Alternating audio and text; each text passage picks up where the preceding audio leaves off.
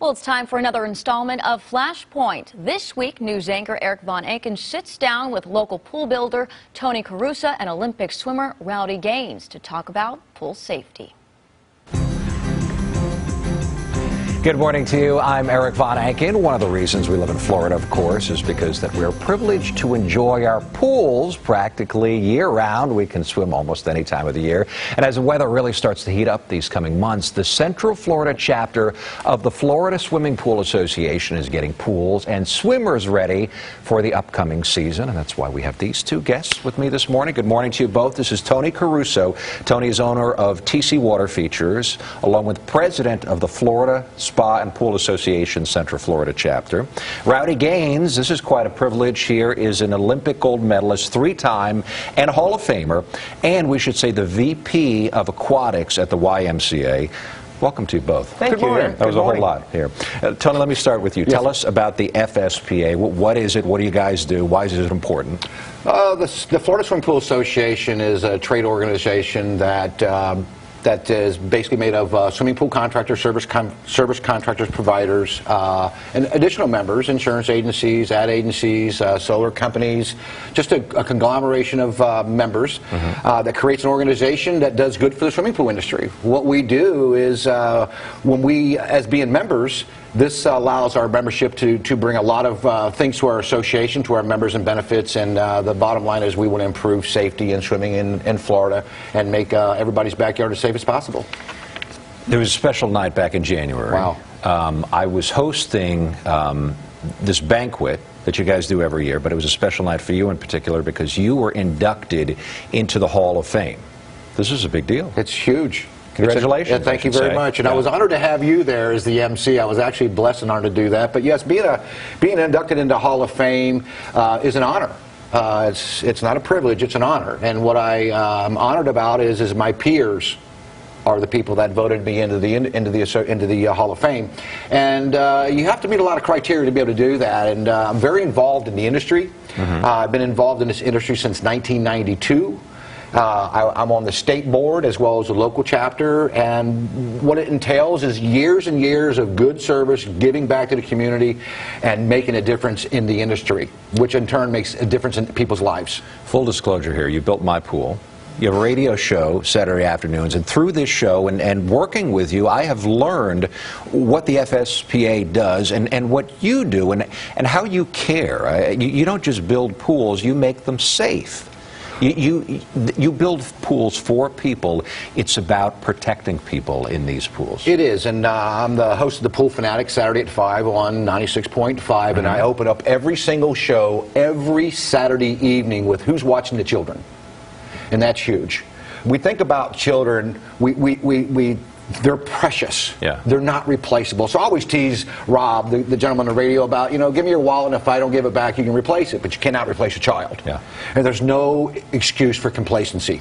You have to always know where your child is at all times, because traumatizing a child for whatever reason is life-changing. So by promoting children's safety in all aspects, just not in a swimming pool, it's in everyday life. Where are your children at? Store, convenience stores, locations, amusement parks, pools, bathtubs. I can go on and on about statistics, but who's watching the children? Someone has to always be responsible for watching that child.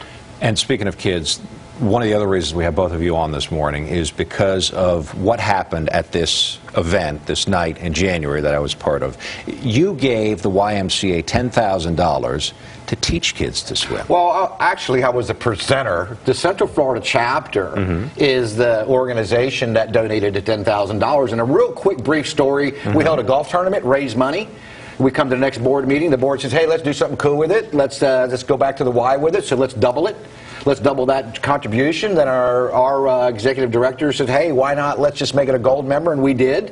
It was a unanimous vote. We raised that donation to $10,000. I was just the person honored to be the presenter of that check, and I was blessed to, one, meet an amazing individual and then present a $10,000 check that's going to go directly to swimming lessons here in Central Florida, YMCAs. So you know, by doing so, I know we're going to make a difference, and we're going to talk about what difference that makes with Rowdy, and that's going to be a really life changer for a lot of people here in Central Florida. Yes, I want to hear from Rowdy. I know everybody at home wants to hear from Rowdy. So when we come back, we're going to talk about, like you say, Tony, the impact of this check, what it's going to do, and again, about the FSPA's recent donation to the YMCA's, and of course, the importance of swim safety, what this is all about. We'll be right back.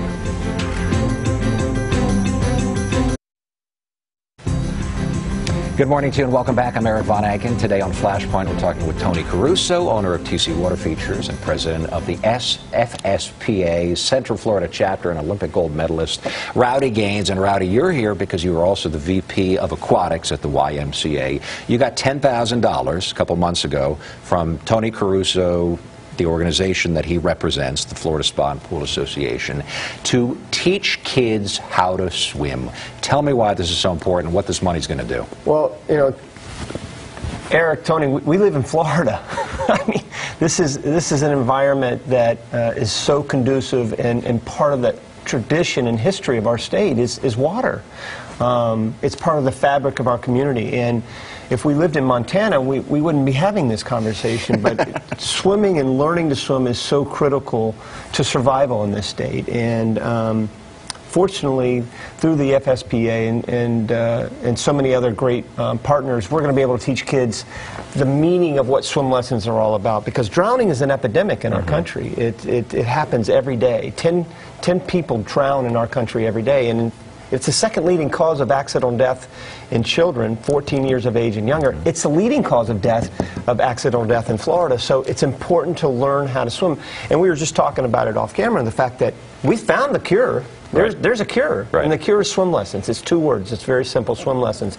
So the YMCA, through our 32 pools, I think, in our association, are going to be able to do that the last week of April through the generosity of the Central Florida chapter of FSPA, and we're going to be able to teach children how to swim. You said that night, Rowdy, at the banquet, and that caught my attention. You said, like you just said, we have the answer. Yeah. We have the answer. What percentage of people, guys, don't know how to swim, and how many lessons, Rowdy, for you, is this going to fund? Well, our goal is 10,000 kids. We have enough pools and we have enough bodies teaching those children how to be safer in the water. Let me be clear. There's no such thing as being completely safe in the water, no matter how safe you are. I'm not completely safe in the water, but you can be safer in the water through swim lessons. So our goal is 10,000 kids. We're going to have lessons Monday through Thursday, every day after school. The week of? The week of April 25th through the 28th, thank you. 25th through the 28th. The 29th is going to be sort of a celebration. The 29th, the 30th of April is going to be Healthy Kids Day at all our YMCA. So it's going to be sort of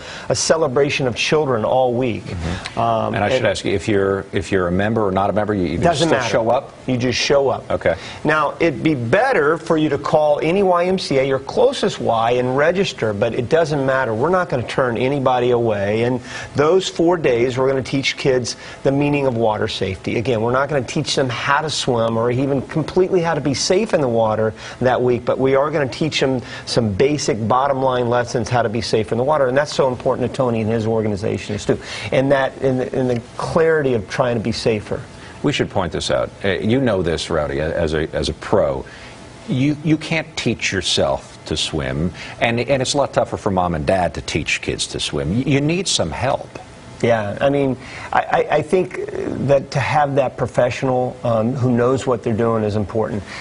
It doesn't really matter as long as you're vigilant on keeping an eye on your child, though. That's the most important thing, and Tony brought it up in the last session, is the fact that the parent is that first line of defense. Yeah. They have to be that person that knows more than anybody else, including the lesson provider. And we want to try to provide that safety at the YMCA, which is what we're all about, but in the end, it really is about the parent. You know, I have done some awful stories on drowning. Horrendous. You know, and so many of these could have been prevented. All of them could be. Absolutely. There's not one that can't be prevented. That's what drives me crazy, is the fact that when I read it, I get a Google alert. Yeah.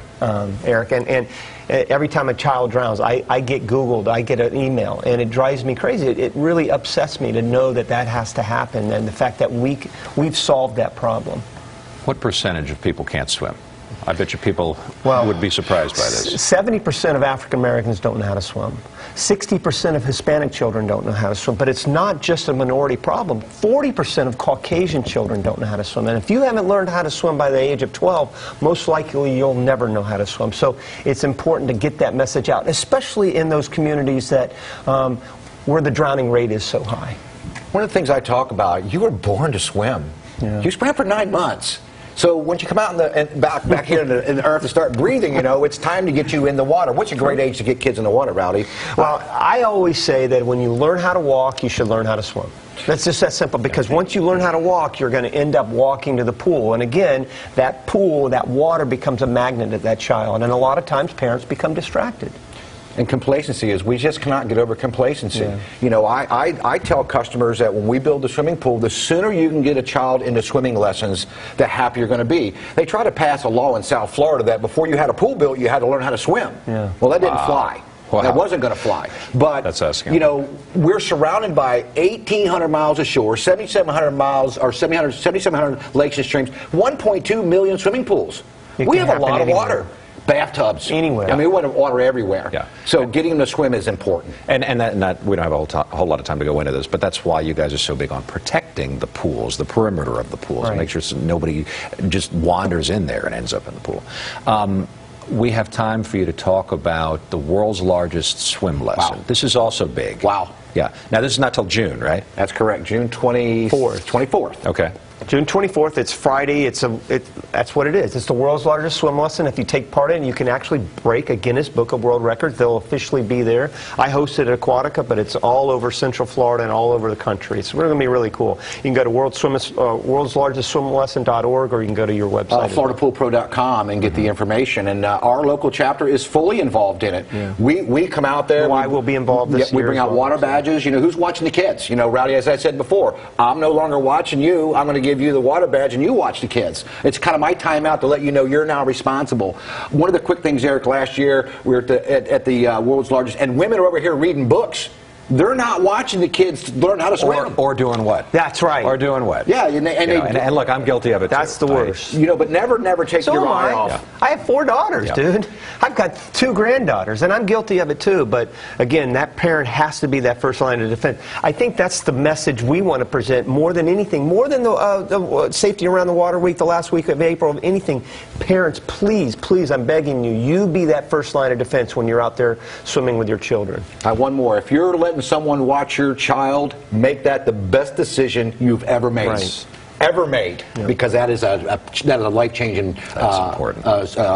life-changing person that you're going to have watch your child. That's right. Yeah, that is important. Okay, so April 24th, again, a week of lessons at the Y. Anyone who wants to teach their kids, have their kids learn how to swim, they can go to any Y. April 25th to the 28th. It's a Monday through Thursday. It's going to be done after school. Any Y in our entire association. You just look up Central Florida YMCA, Google that, and they'll have all the different Ys close to your home. Awesome. Rowdy, Tony, thank you so much. This is such good information. I hope everybody at home takes advantage of this. It's free. That's what the whole point of this donation was. Thanks for spending some time with us this morning. More news and weather right after the break.